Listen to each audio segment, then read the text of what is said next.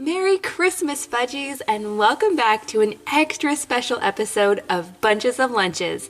This week we're celebrating Christmas around the world. I cannot tell you how much I love learning about the foods and holiday traditions from other countries. But I probably love it just as much as I love making fun lunches. So that's why I'm super excited to be combining the two this week. But before we get started, don't forget to hit the red subscribe button if you haven't already, and go ahead and give this video a big thumbs up if you'd like to see more international lunches in the future. Oh yes, and just so you guys know, we've actually been on Christmas break this week, so none of these lunches actually had to go to school. The kids just ate them at home. And I did a lot of research planning out these lunches, but I'm no expert and I can only use the ingredients available to me. For some of these lunches, I cooked items from scratch. Other times I took help from the store, and sometimes I had to find the closest substitution available. And now, without further ado, let's get started. Okay friends, the first country we're visiting this week is Germany. Germany in December is famous for their Christmas markets. They are all over the place. So all of the foods I've chosen for this lunch are traditionally found at Christmas markets throughout Germany. So I'm gonna start by preparing some bratwurst. Now, I actually found these at Trader Joe's. I'm not sure if they're super authentic, but it's the best I can find in my area. To go along with these, I'm trying out a new recipe for red cabbage. Now, we have never tried this before. I think it's kind of like sauerkraut, but with purple cabbage and apples. And after about 30 minutes on the stovetop, it looks like this. But I have to say, the vinegar smell is pretty strong. Hopefully the kids will like it. While the cabbage was cooking, I also prepared some German potato pancakes. Now, I've been told these are very popular at Christmas markets. And depending on where you're from in Germany, you might call them Kartoffelpuffer, or they might be called Reibekuchen, which are both really hard for me to say. Now, before I add these to the lunch boxes, I will add some authentic German mustard to just Lily's. I don't think any of the other kids will want to try it. They don't really care for mustard. I've tried this German mustard and I think it's really good, and I don't think it's too spicy. In this small container, I'm going to add a little bit of the red cabbage. Like I said, I'm not sure if the kids will like it, but I wanted to give them just a little bit so they can at least try it.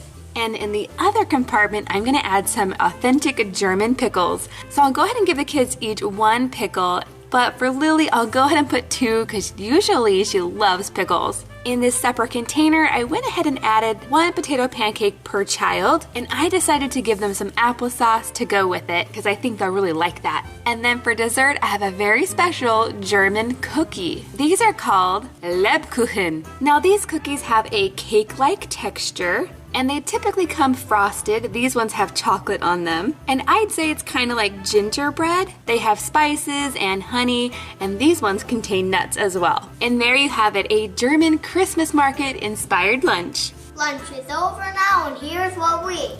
Or didn't eat. Overall, I think they did really well. I did end up cutting the little sausages in half because it was kind of big for just one kid. Okay, Jackson, tell me what your favorite thing was and what your least favorite thing was. My favorite thing was the applesauce and just the sauces, like not the bun.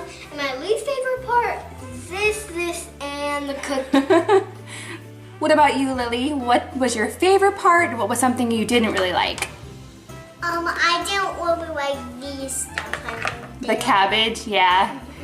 But what part was your favorite? I think I know. The pickles are my favorite. Yep, she ate the two that I gave her, and then she ate two more. And I'd have to say that those pickles were a little bit on the sweet side, so I was surprised that she liked them, but she did. What about you, Mackenzie?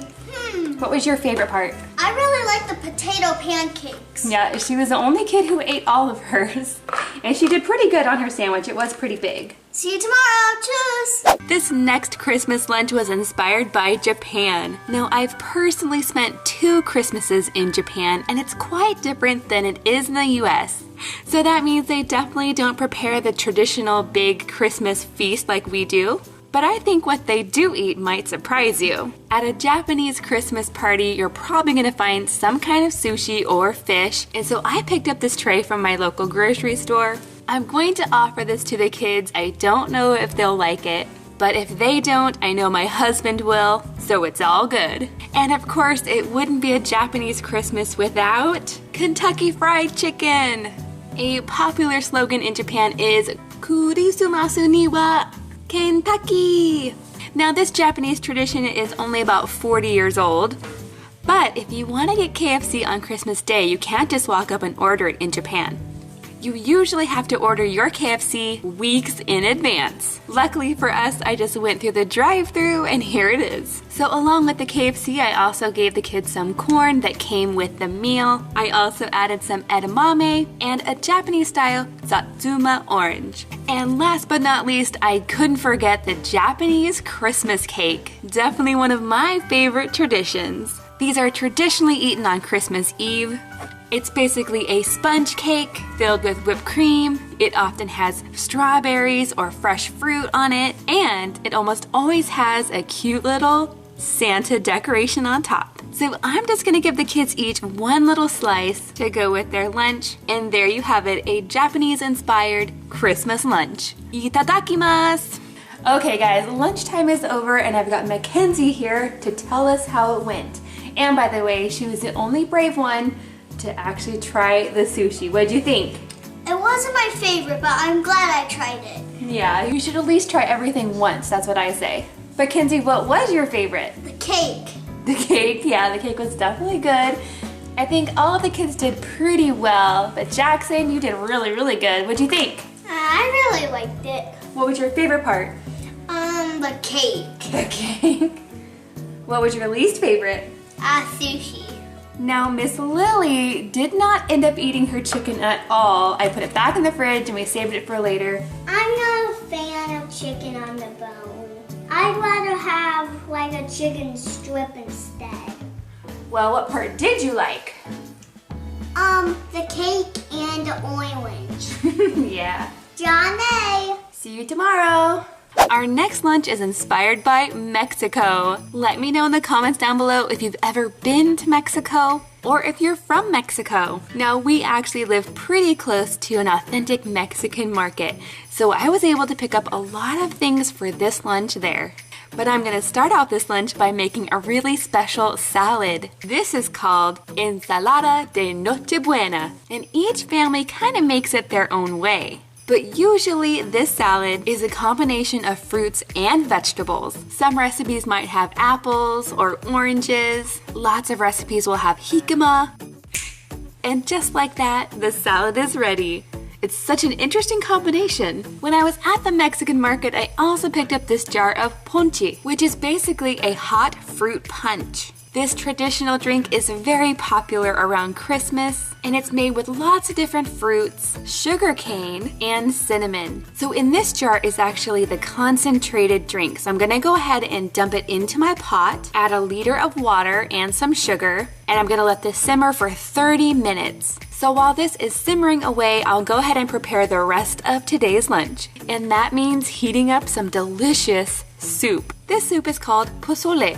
This soup has hominy. It can also have beef or pork. This one is pork. It has lots of seasoning in there, but it's not too spicy. So I'm just gonna go ahead and add these to the thermoses. To go along with that, another Christmas time favorite, some chicken tamales. So in this next compartment, I'll go ahead and add our salad. And then to go along with that, a really special snack. These are buñuelos. Now these are a crispy fried treat. They sprinkle cinnamon and sugar on there. And then last but not least, something I've always wanted to try. This is a rosca de reyes, which basically means ring of the kings. Now technically, this is traditionally served in January to celebrate the Epiphany. But since it was available at the store, I thought we could try it anyway. Our ponche is ready, but it's still really hot. So I'm gonna go ahead and let it cool down. And I've read that it's traditional to serve it with a cinnamon stick. And I have to say, it smells really good. Okay, Jackson, what'd you think of today's lunch? I really liked it. What was your favorite part? I think the Tamale? Uh-huh. That was really good. Now, these three kids ended up sharing just one because they were huge. But what do you think of the soup? It was okay. But not your favorite? No. It was my favorite. I'd say out of everything, that the soup was definitely my favorite. Lily, what was your favorite? The little pieces with cinnamon on it, those. Oh yeah, those were tasty. Did it taste like a churro? Yeah. Kind of, like a tortilla churro? Mm-hmm. Oh yes, and I did end up giving these kids like a dollop of sour cream for their tamale. I don't know if that's traditional, but they asked for it and they liked it. What'd you think, Kenzie? It was cool. What was your favorite? The tamale. Did you like it better with sour cream? Yeah. What about the soup? I didn't eat it. And you guys, we found baby Jesus in our bread. In fact, I found him when I was cutting it, in pieces. So there he is, cute little one. There's still one left in the bread somewhere. And I'm gonna find it. You're gonna find it tomorrow? Mm-hmm. Okay. Hasta mañana. These next lunches were inspired by the countries in the UK. So for this lunch, I'm gonna start by making some pigs in a blanket, but I'm gonna make the UK version. In America, when we say pigs in a blanket, it's usually a sausage or a hot dog with bread dough wrapped around it. But in the UK, it's a sausage or a chipolata with streaky bacon wrapped around it. So once I've wrapped the bacon around, I'm also gonna add a toothpick just to keep the bacon on the little sausage. Then I'm gonna sprinkle a tiny bit of brown sugar on there and get them into the oven. While those are in the oven, I'm gonna start on another Christmas favorite, which is a Yorkshire pudding. Now in America, when we say pudding, we probably think of like Jell-O pudding, but a Yorkshire pudding is more like a bread that you serve with dinner. They're actually pretty easy to make, but I don't have the special kind of pan, so mine just turned out so-so. Next, I'm gonna add a few slices of roasted turkey. I actually got this pre-cooked at Costco. Now, just like America, turkey is very popular on Christmas and is usually the main course. And to go along with this, I've added some cranberry sauce. So now I'm gonna go ahead and add my Yorkshire pudding, which I'm going to add just a little bit of gravy to. I've heard that's very traditional. And then in this other section, I'm gonna add just a few of our little pigs in a blanket. For our vegetable today, I just roasted up some carrots. And for the dessert, I picked up some of these pre-made mince pies. These little pies have fruit and nuts, spices, and orange peel. And since these ones are Walkers, they have like a shortbread crust on top. These are actually a product of Scotland. And I just love them because they remind me of Harry Potter. These are so cute. They come in a little tin, and the box says that you could heat them up or just serve them room temperature. So that's what I'm gonna do. And last but not least, I have a special drink for us all to try. Now, some people pronounce this wassail, some people pronounce it wassail, but it's basically a spiced holiday drink. I'm not sure if the kids will like it. I'm not even sure if I will like it, but we can at least give it a try. Lunch is over now, and here's what we ate. Not too bad. The kids were pretty adventurous. They did at least try everything. Mackenzie, what was your favorite? My favorite was the pigs in a blanket. Pigs in a blanket, yeah. I definitely like the UK's version of pigs in a blanket better. Now I do have to mention that we all tried this wassail drink and pretty much no one liked it. I didn't even like it. It was kind of spicy. Now I think I know what Lily's favorite was, but why don't you tell us anyway? Pigs in a blanket. That was your favorite? Yeah. Next time I'll definitely make a bigger batch of these pigs in a blanket. They would be perfect for a big party. And what about you, Jack? He did not want to try his mince pie at all. That's okay. We can save it for later. What was your favorite? The pigs in a blanket. You too. Everyone liked that the most. Next up, we have lunches inspired by Canada.